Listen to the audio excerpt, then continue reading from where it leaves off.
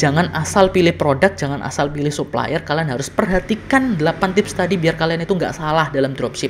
Karena teman-teman yang mulai dropship itu biasanya kan coba-coba, dan coba-cobanya itu ngasal. Jadi udah langsung ini aja, langsung comot aja, langsung pilih aja, sehingga mereka itu gagal. Nah, gagalnya itu karena apa? Karena ngasal. Kayak gitu. Makanya kalau misalnya kalian pengen serius dan pengen dapat omset yang gede, pengen dapat penjualan yang banyak, ya kalian serius, jangan asal gitu kan. Perhatikan 8 tips tadi. Halo teman-teman, selamat datang di channel Mari Berkarya. Kali ini aku akan share 8 tips gimana cara memilih produk untuk dropship bagi kalian dropshipper yang pemula.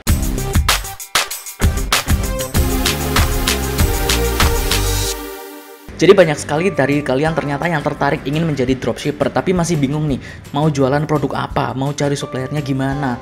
Terus kalau jualan produk ini apa laku atau enggak ya, atau aku harus jualan produk yang kayak gimana. Nah, di video ini aku akan share 8 tips untuk pilih produk yang bagus buat kalian para dropshipper yang pemula. Tips yang pertama adalah harga produk kalian yang kalian cari atau yang kalian pilih itu jangan terlalu mahal, oke? At least kalau aku pribadi, batasku adalah paling mahal mungkin 300 atau 500 ribu deh. 500 ribu itu udah paling mahal per produknya. Kayak gitu. Tapi aku nggak pernah jualan sampai yang harga segitu untuk dropship ya. Kalau untuk reseller atau mungkin produksi sendiri mungkin ada yang di atas itu. Tapi kalau untuk dropshipper yang pemula atau yang awal-awal, kalian jualan produk di range harga puluhan ribu lah.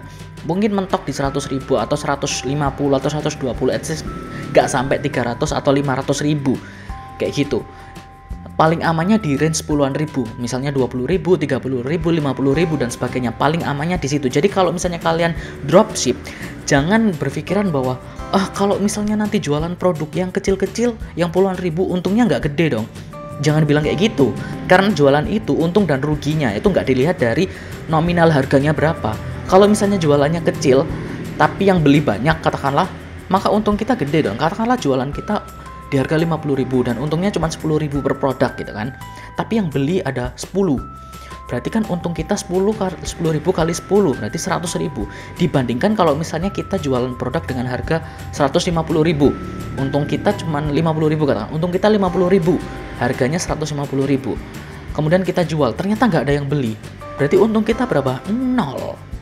Tapi kalau misalnya kita jualan produk yang kecil tapi banyak yang beli, berarti untung kita gede dong. Kayak gitu. Jadi jangan menganggap bahwa kalau misalnya aku jualan produk yang mahal berarti untungku bakal gede. Nggak selalu. Kayak gitu. Apalagi kalau misalnya kalian jualnya ke customer Indonesia yang suka banget harga barang-barangnya itu yang murah-murah. Kayak gitu. Makanya kalian harus cari produk yang harganya itu jangan terlalu mahal. Oke? Itu yang pertama. Yang kedua, aku sarankan banget jangan jualan produk yang KW atau nggak asli atau nggak original. Ya mungkin banyak sekali orang yang nyari barang KW, tapi itu nanti nggak enaknya itu di belakang. Maksudnya kayak gini. Oke, bayangan orang adalah kalau misalnya beli barang itu selalu yang dipikirkan orang adalah pengen barangnya asli atau original, kualitasnya bagus dan harganya murah. Oke, kalau orang sudah berekspektasi seperti itu, kalau misalnya barang kan nggak bisa dilihat. Kalau harga kan bisa dilihat, oh ini harganya murah, oh ini harganya mahal. Kalau banyak orang yang beli produk kalian, sementara ekspektasinya mereka itu adalah barang original, yang awet, ternyata barangnya itu semuanya rusak dalam 1 bulan pertama, atau dalam 1 minggu pertama, atau sudah dibuka langsung rusak, kayak gitu. Nah, itu akan itu akan mengecewakan mereka, dan kamu akan dapat banyak komplain. Oke, kamu dapat banyak order, tapi kamu juga akan dapat banyak komplain, dan itu sangat buruk bagi reputasimu, terutama kalau misalnya kamu jualan di marketplace gitu kan. Reviewmu akan semakin buruk, akan semakin dapat banyak bintang 1. Karena apa? Karena kamu nggak bisa handle produknya kayak gimana. Karena apa? Produknya semuanya yang punya siapa? Supplier. Kecuali kalau kamu punya produk sendiri, gak masalah. Kamu bisa atur itu. Kalau misalnya banyak yang komplain, ya udah kasih mereka produk yang bagus. Kalau misalkan nggak komplain, ya udah kasih yang biasa aja kayak gitu. Tapi kalau misalnya kamu itu adalah dropshipper, yang ngatur produknya kan supplier. Kamu nggak punya hak untuk ngatur produknya. Kamu nggak punya kemampuan buat ngasih produk yang bagus, ngasih produk yang kayak gimana. Nggak bisa. Gitu loh. Makanya jangan jualan barang KW. Kalau misalnya kamu sudah jadi reseller atau sudah produksi sendiri, it's okay. Kemudian yang nomor 3 adalah jangan jualan produk yang udah banyak di pasaran. Maksudnya yang udah banyak yang jual.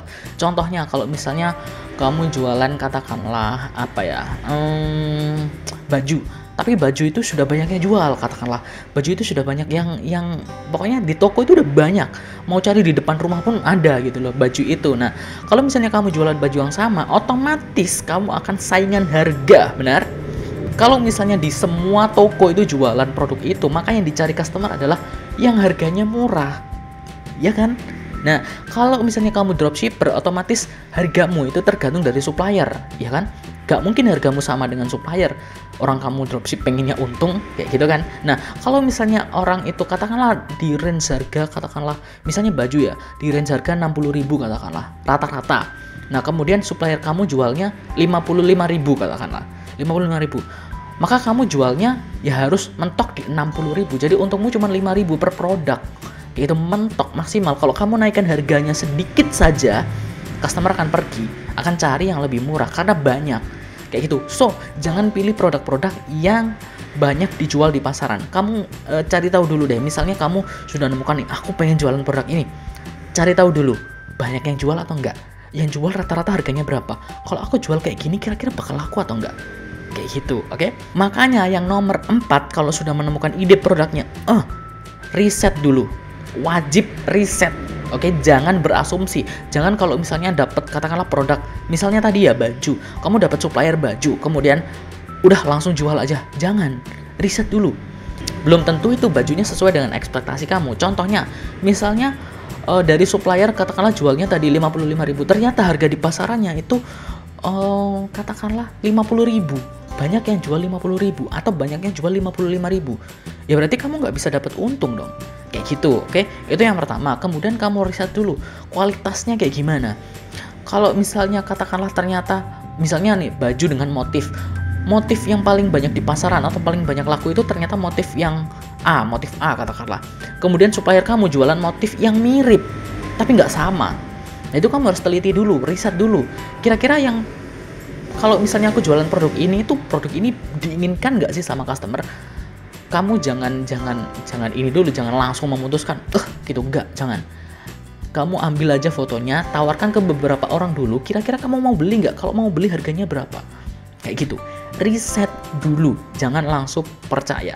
Karena kalau misalnya kamu langsung jualan, ternyata produknya kualitasnya nggak bagus, atau harganya terlalu mahal, atau terlalu murah, atau misalnya suppliernya itu jualan produk rusak, atau produk refubris, atau produk yang ya jelek kualitasnya, ya kamu bakal dikomplain customer, ya gitu. Itu bakal bahaya di kemudian hari. Oke, so riset dulu. Kemudian yang nomor 5, kamu juga nggak boleh asal pilih supplier.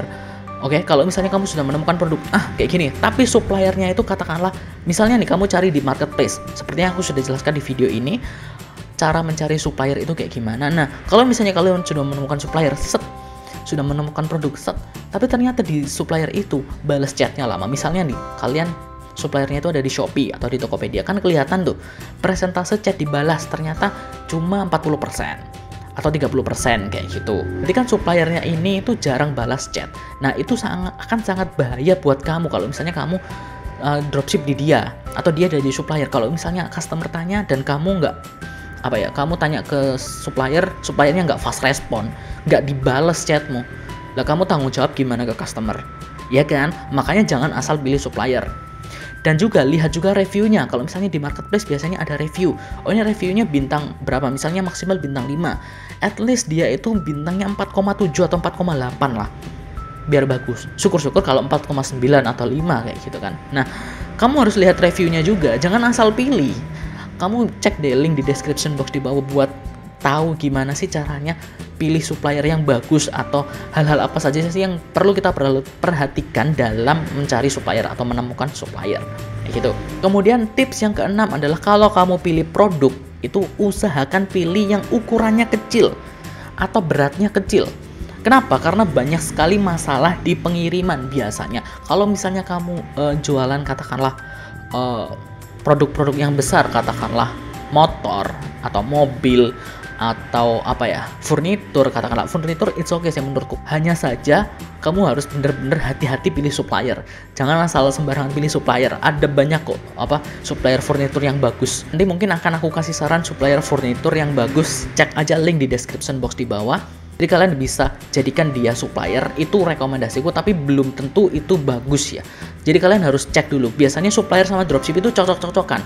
Belum tentu yang bagus bagiku itu bagus bagi kamu. Jadi kamu tanya dulu, riset dulu dan sebagainya. Kayak gitu, oke? Jadi pilih produk yang ukurannya kecil dan mudah untuk dikirim. Oke, itu saranku atau tipsku kalau misalnya kalian itu masih pemula. Kalau misalnya kalian udah expert di dropship atau udah lama di dropship, it's okay, kalian bebas pilih karena kalian tahu sistemnya kayak gimana, ciri-ciri supplier yang bagus itu kayak gimana, kemudian behavior atau kebiasaan customer itu kayak gimana, kalian udah tahu. Tapi kalau misalnya kalian baru, aku sarankan pilih yang ya kecil-kecil aja, barang-barang yang kecil, misalnya mainan, kosmetik, atau apa ya, peralatan bayi atau pakaian atau apa yang mudah untuk dikirim kayak gitu. Kemudian yang nomor 7, usahakan kamu pilih produk yang punya banyak versi atau varian atau apa ya, pilihan lah istilahnya. Atau misalnya apa ya, kalau misalnya kalian jualan baju katakanlah, at least ada beberapa varian, ada misalnya warna biru, warna merah, warna pink, warna gelap, warna terang dan sebagainya. Pokoknya ada banyak sekali varian. Kemudian jenis apa, ukurannya juga ada ukuran S, M, XL, XS dan sebagainya. Pokoknya ada lebih banyak lebih bagus. Karena apa? Karena biasanya orang itu nyari sesuatu yang cocok bagi dirinya. Misalnya katakanlah baju atau sepatu, biasanya sepatu size-nya itu kan setiap orang beda-beda. Nah, pilih supplier atau pilih produk yang dia itu punya banyak varian. Jangan sampai kalau misalnya dia jualan sepatu, katakanlah kamu pilih jualan sepatu. Nah, ternyata di supplier itu stoknya cuman ukuran 35 aja. Selain itu nggak ada, ya jangan dipilih. Atau misalnya ukurannya ada 35, 36, 37 sampai 40, tapi warnanya cuman ada hitam doang. Ya jangan dipilih. Karena tiap orang itu sukanya beda-beda. Katakanlah warna, ada orang yang suka sepatu warna hitam, ada orang yang suka sepatu warna terang, warna biru, warna merah dan sebagainya. Karena tipe orang beda-beda, terutama ukuran juga kan beda-beda. Kemudian misalnya makanan, at least ada varian rasa yang banyak. Ada orang yang suka pedas, ada orang yang nggak suka pedas, ada orang yang suka manis, ada orang yang suka asin, ada orang yang suka asam, beda-beda. Kalau misalnya kamu cuman atau supplier kamu itu cuma jualan satu varian saja, misalnya makanan hanya pedas saja, ya kalau misalkan unik, it's okay, nggak masalah. Tapi kalau misalnya itu produk yang umum atau produk yang apalagi kamu baru sebagai dropshipper, mending pilih produk yang banyak variannya biar kamu tahu nih, oh market yang bagus itu kayak gini loh. Karena kamu kan testing juga kan, market yang bagus atau produk yang diinginkan customer itu yang kayak gini loh, kayak gitu, oke? Kemudian yang nomor 8 adalah pilih produk yang mudah untuk digunakan atau dipakai. Contohnya kayak gini, kalau misalnya kamu itu jualan produk, katakanlah produk baru, produk yang misalnya nih, kamu memang pilih produk yang unik gitu kan, yang nggak ada di pasaran, jadi cuman kamu yang jual, tapi ternyata produknya itu sulit digunakan. Misalnya sepatunya itu nggak pakai tali, tapi sepatunya itu harus dilipat-lipat dan sebagainya. Pokoknya penggunaannya itu susah banget. Atau misalnya baju, katakanlah baju itu menggunakannya atau makanya itu nggak dari atas kayak gini, enggak, tapi dari samping atau dari bawah atau dari kayak gimana, jadi susah untuk menggunakan. Itu menurutku nggak worth it. Kalau misalnya kamu itu sebagai dropshipper pemula baru jualan, kamu harus susahnya di sini, kamu harus ngedukasi customer, ini cara gunakannya, cara makainya kayak gini, ribet. Jangan kayak gitu, oke? Kamu akan susah nanti, ribet. Misalnya jelasin, kak ini cara pakainya kayak gini loh, ini dipakai di sini, ini cara, misalnya nih makanan, ini cara makannya paling enaknya tuh dimasak dulu, atau digoreng dulu, atau direbus dulu. Nah setelah direbus nanti tiriskan 5 menit atau 2 menit, kemudian pisahkan air dan ini lah, itu ribet banget. Kecuali kalau memang itu sudah umum. Contohnya katakanlah mie instan cara masaknya kan sama semua gitu kan. Kalau misalnya kamu jualan mie instan model baru yang cara masaknya itu susah, nah itu baru jangan. Kalau misalnya kamu jadi dropshipper, apalagi dropshipper pemula, ya jangan dipilih kayak gitu, oke? Oke, itu tadi 8 tips gimana sih caranya pilih produk yang bagus sebagai dropshipper pemula. Jadi kalau misalnya kalian baru mulai dropship, ingat 8 tips tadi. Jangan asal pilih produk, jangan asal pilih supplier. Kalian harus perhatikan 8 tips tadi biar kalian itu nggak salah dalam dropship. Karena teman-teman yang mulai dropship itu biasanya kan coba-coba, dan coba-cobanya itu ngasal. Jadi udah langsung ini aja, langsung comot aja, langsung pilih aja, sehingga mereka itu gagal. Nah gagalnya itu karena apa? Karena ngasal. Kayak gitu. Makanya kalau misalnya kalian pengen serius dan pengen dapat omset yang gede, pengen dapat penjualan yang banyak, ya kalian serius, jangan asal gitu kan. Perhatikan 8 tips tadi. Oke, semoga video tadi bisa bermanfaat bagi kalian dan share video ini ke teman-teman kalian biar mereka tahu. Gini loh tipsnya kalau misalnya kamu pengen pilih produk sebagai dropshipper pemula. Dan jangan lupa juga untuk klik tombol like, kemudian subscribe channel ini dan nyalakan notifikasinya. Dadah!